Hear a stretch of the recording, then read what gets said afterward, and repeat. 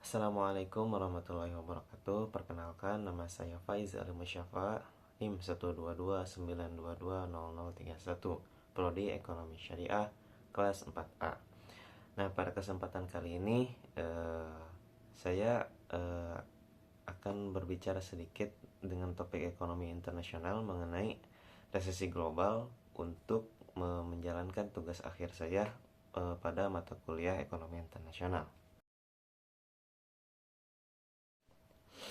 Nah, secara umum, resesi merupakan penurunan signifikan dalam kegiatan ekonomi yang berlangsung selama lebih dari 3 bulan.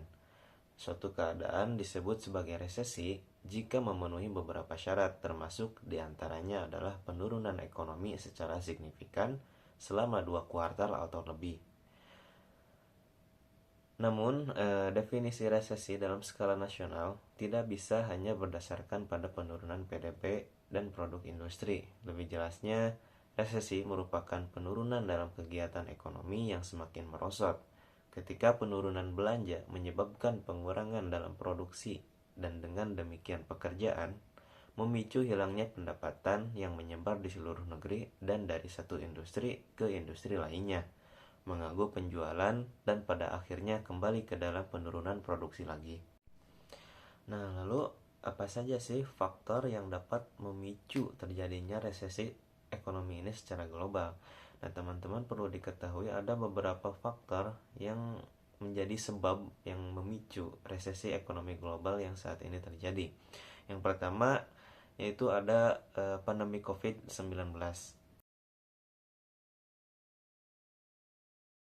Ya, walaupun sudah mulai mereda dan banyak negara yang telah membebaskan warganya untuk beraktivitas seperti biasa, namun pada saat meluasnya wabah COVID-19 pada awal tahun 2020 sampai dengan tahun ini, aktivitas ekonomi global menurun sangat drastis.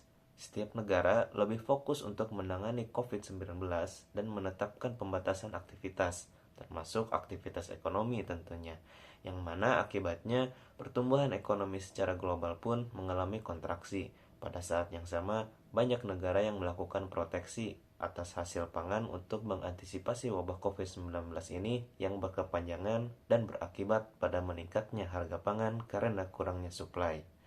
Nah, Indonesia juga sempat mengalami resesi ekonomi pada akhir tahun 2020 akibat pandemi COVID-19 ini. Nah, yang selanjutnya, faktor yang kedua yang menyebabkan resesi ekonomi secara global yaitu perang antara Rusia dan Ukraina yang berlangsung sejak bulan Februari tahun 2023 yang telah menghilangkan PDB global hingga 2,8 triliun US dollar.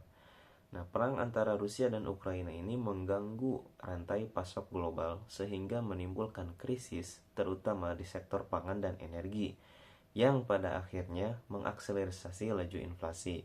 Nah, perang Rusia dan Ukraina ini merupakan faktor utama penyebab terjadinya resesi ekonomi global yang terjadi pada tahun 2023 hingga saat ini. Kemudian faktor yang ketiga yaitu tingginya tingkat inflasi.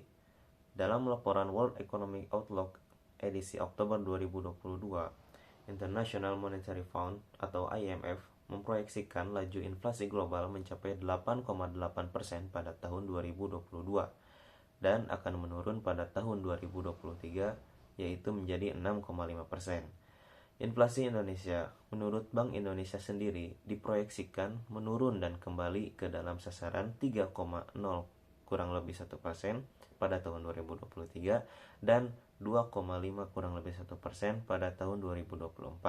Nah, menyikapi hal ini, beberapa negara sudah menarik insentif moneter dan fiskalnya sebagai upaya untuk mengatasi risiko dari inflasi yang terus meningkat.